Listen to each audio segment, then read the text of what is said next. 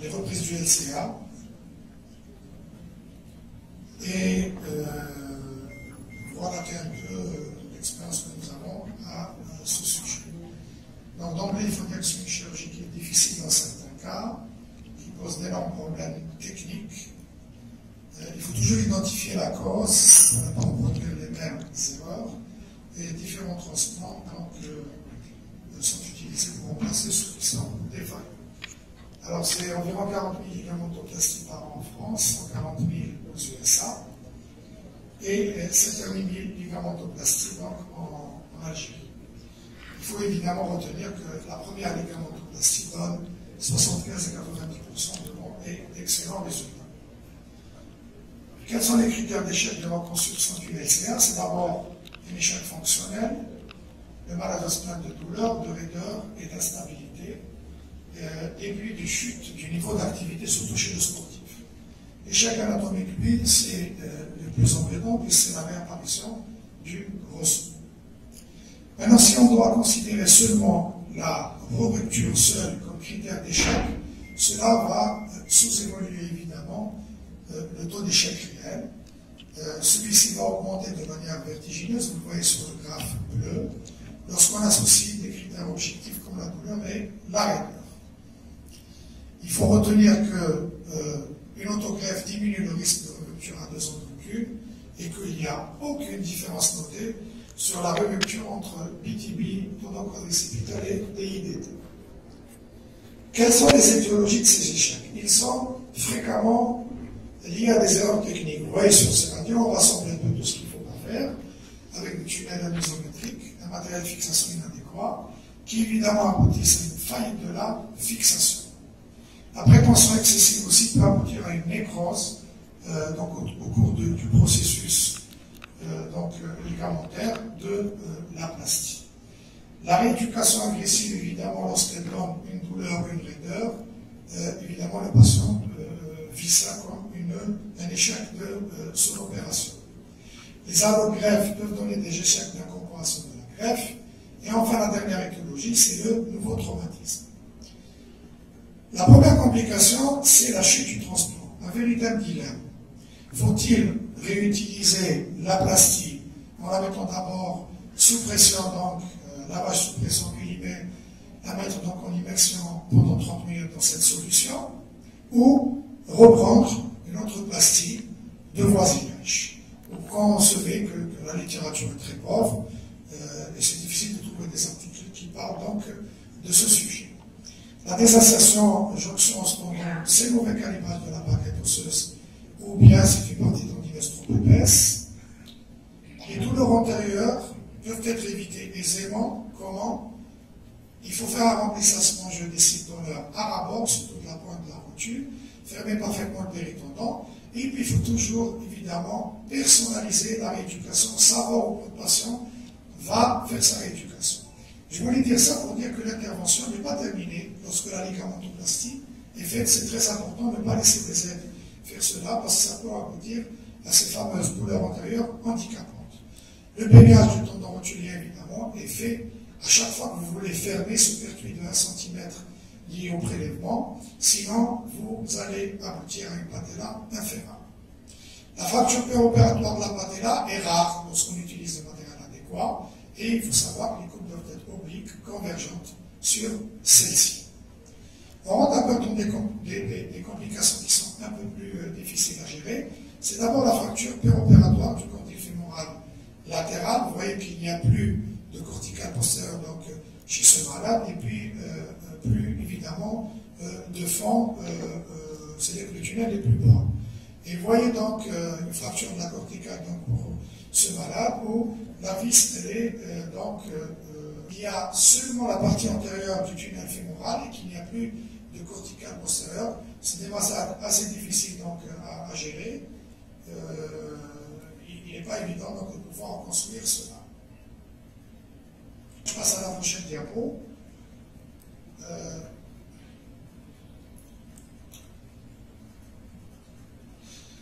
Donc le deuxième écueil, c'est les défauts de fixation. Alors, celui-ci peut être technique, avec une fixation comme vous le voyez, hein, et il peut être lié à une divergence baguette os et vis, Lorsque celle-ci dépasse évidemment 25 degrés, ce n'est pas bon. Il faut que la vis soit parfaitement parallèle avec évidemment la baguette osseuse que vous voyez dans ce tunnel tibial. La nature de l'os aussi, lorsque vous avez un œdème spongieux important, il peut y avoir donc une défaillance de la fixation et il ne faut pas hésiter à faire une fixation corticale qui vous sort aisément de cet écueil. La cassure de la vis biorésorbable, on peut l'éviter. Je l'ai mis parce que beaucoup de gens me disent « Ah, monsieur Zemmour, vous utilisez le tarot ?» Je suis assez étonné de la question. Si vous utilisez des vis biorésorbables, il faut avoir le tarot, ou bien agrandir le plafond donc, du tunnel avec le shaver. Donc l'échantilloplastie, évidemment, il faut la faire pour éviter donc, le conflit.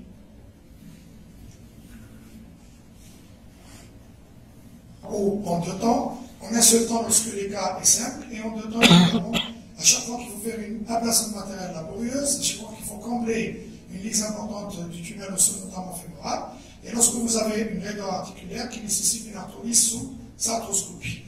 L'ablation de matériel, c'est sûrement pas une étape qu'il faut négliger, c'est une étape importante, et elle peut être laborieuse lorsque vous avez du matériel enfui dans le repérage est difficile. Il faut utiliser le matériel adapté et adéquat pour ne pas aggraver des pertes de substances déjà existantes lors de l'ablation donc de ce dernier. Et enfin, il faut savoir laisser du matériel, comme c'est le cas ici, sur cette vis d'interférence en place, donc, qui est en titane, pour ne pas aggraver ou pour ne pas ovaliser donc, le tunnel tibial. Le vrai problème de cette chirurgie, c'est le tunnel fémoral. Alors, lorsque ce tunnel est situé en bonne position, la reprise, évidemment, c'est comme une primo-implantation donc du ligamentoplastie. Elle va se faire, on va reprendre les mêmes tunnels, en un seul temps, en utilisant donc le transport que vous voulez utiliser. DIDT, PTB ou tendon quadricipital. Je vous montre cette vidéo donc, où vous avez donc une vis qui est franchement antérieure, avec évidemment un transport évidemment donc, qui n'a aucune valeur biomécanique. Donc on passe donc à l'ablation de ce transplant avec le shaver. J'enlève ensuite donc la vis donc, antérieure. Et vous voyez que sur cette radio, on n'avait pas compris, on retrouve deux vis, hein, une vis antérieure, franchement, et une deuxième vis qui est donc franchement donc, qui est postérieure. Donc on va ensuite vers l'arrière, toujours sur la surface axiale évidemment du condyle fémoral latéral, pour donc tomber sur la vis. Il faut donc, quand vous avez une vis comme ça de mauvaise qualité, il faut toujours libérer le pourtour, sinon vous allez foirer la vis et après c'est très difficile donc, de les enlever. Donc, ablation de la vis, et dans ce cas-là, nous avons repris le même tunnel, car il était en position isométrique idéale. Maintenant, si le tunnel fémoral est mal positionné, mais s'il est à 10 mm de la position idéale, là aussi c'est bien. On fait un nouveau tunnel, car il ne va pas communiquer avec le premier, comme vous le voyez parfaitement sur la dernière photo. Et sur cette vidéo, je vous montre une rupture du LCA, excision donc du transplant défaillant. J'ai maintenant l'échancrure donc intercondylien. Et vous voyez que nous avons une vis qui est d'abord intra-articulaire, hein, avec une tête qui est très saillante. Et vous voyez qu'elle tourne simplement avec les petits coups de shaver, donc elle est très instable. Donc celle-ci est enlevée. Et vous voyez un peu qu'elle est franchement antérieure avec une vis corticale évidemment sur le tunnel tibial qui est franchement vertical et franchement antérieur avec un risque de fracture donc important. Donc l'ablation de la vis est faite. Et dans ce cas-là, je n'ai pas de gros souci. Je reprends donc mon tunnel. Vous voyez, j'ai assez donc de matière osseuse. Et vous voyez qu'on voit même la surface articulaire de la lamella, tellement ce tunnel est en avant. Le routeur tubial, le nouveau tunnel fémoral, et puis voici donc le résultat. On a un tout petit peu moins de 1 cm, mais on est dans les 0,8-0,6 et c'est parfaitement jouable. Lorsqu'on est à moins de 10 mm, c'est là où se pose de vrais problèmes, parce que le nouveau tunnel risque de communiquer avec le premier et créer une volumineuse cavité Et c'est quoi, évidemment, l'astuce? Soit vous prenez un greffon, donc, et vous placez la baguette osseuse en avant, soit vous prenez une grosse vis et vous la mettez en avant, soit vous prenez carrément un greffon iliaque que vous mettez en avant, afin de pouvoir vers votre, évidemment, plastique en un seul temps. Chez ce malade, c'est une greffe osseuse avec une ligamentoplastie au 3e mois. Chez ce dernier, où vous avez donc une lisse fémorale importante, vous voyez que le routeur tibial de 10, vous voyez donc il est dans un espace qui dépasse les 15 mm. On a eu un peu de chance chez ce dernier parce que cette lisse elle concernait les 2 tiers du tunnel et on a pu faire donc un tunnel sur 25 mm de longueur avec un routeur de 10 comme vous le voyez, permettant donc de faire passer aisément donc notre plastique, voilà, vous voyez, et puis la fixation donc était solide. Sur le poisson que je vous avais montré au début, là c'est carrément une lisse donc osseuse, donc il n'y a plus de fond et il n'y a plus rien en arrière. Et dans ces cas-là, même pour mettre une greffe osseuse, c'est pas évident de la stabiliser, et que vaudra-t-il si on veut reprendre? Donc on a repris donc avec un tunnel qui est il était à 3-4 mm, même un peu plus, à 5 mm de hauteur, en choisissant donc un tunnel qui est plutôt anatomique que isométrique. Maintenant, pour ce qui est du choix du transplant, évidemment, chaque plastique a ses inconvénients et ses avantages. Le tendon contralatéral, il est bien, mais il faut que le patient accepte évidemment que vous touchez son genou sain. L'homolatéral, il faut l'éviter parce que la qualité biologique est très médiocre. Moi, j'adore le tendon quadricipital qui est idéal parce qu'il a de très bonnes propriétés biomécaniques, il est volumineux, il peut compter des lises osseuses importantes et le risque fracturaire sur la patella est vraiment minime. Le DIDD est utilisé à chaque fois dans les cas simples, surtout ce DIDD il a comme inconvénient, comme vous le savez, de ne pas pouvoir remplir des tunnels où la lise osseuse est importante.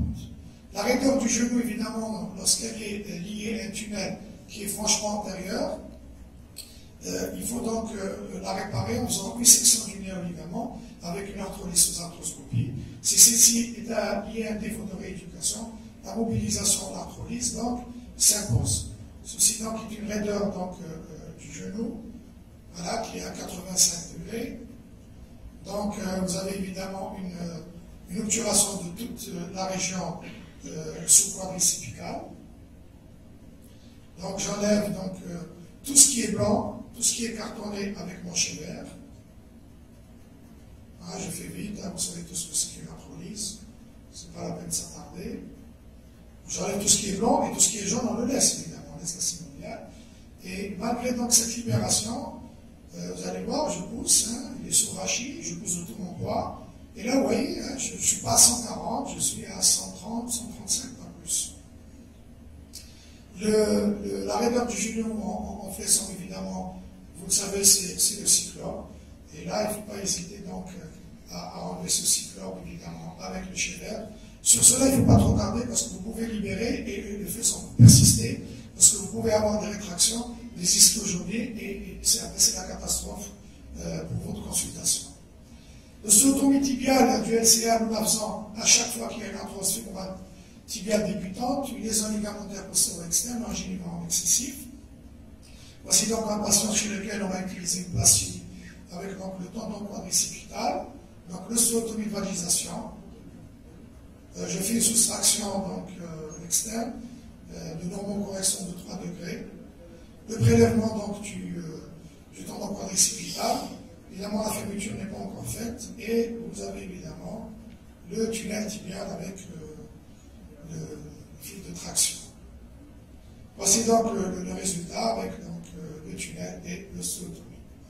Une laxité périphérique négligée, comme c'est le cas ici, on n'hésite pas à faire une plastie selon les rayons 8 avec le droit interne. C'est une plastie qui donne très très bien. Pour les sujets obèses, dans le cas des ressauts explosifs, et pour beaucoup de reprises du LCA, je n'hésite pas à faire une plastique roto-externe avec le fascia latal qui règle beaucoup de problèmes. Enfin, je vais terminer avec la complication la plus redoutable qui est l'infection L'arthroscopie lavage, évidemment, donner des antibiotiques, comme vous le savez, c'est complètement obsolète. Il ne faut pas hésiter à faire une synovectomie là. Si vous ne la faites pas, vous n'avez rien fait. Avec, bien sûr, le lavage abondant. Et lorsque vous recevez le patient tardivement, il ne faut pas hésiter à enlever donc les vis et à faire une excision donc, de la plastie et ne pas arriver à ce stade. Vous voyez là, j'ai un patient donc, qui a une vis qui est complètement dans les parties molles au niveau de l'articulation et qui sale complètement sous la peau. C'est un patient donc, qui a été opéré dans une grande ville et c'est quand même malheureux de recevoir encore des patients à ce stade-là. Là, évidemment, c'est la synovectomie, hein, n'est-ce pas? Et puis, je voulais simplement vous montrer la vis donc, qui était donc, dans l'articulation, qui était totalement, donc, comme vous le voyez, dans les parties. Voilà, merci pour votre attention. Et puis, je voulais dire qu'on n'opère pas tous les ligaments croisés antérieurs. Hein. Il faut opérer les ligaments croisés, les sujets qui nécessitent cette plastie. Merci.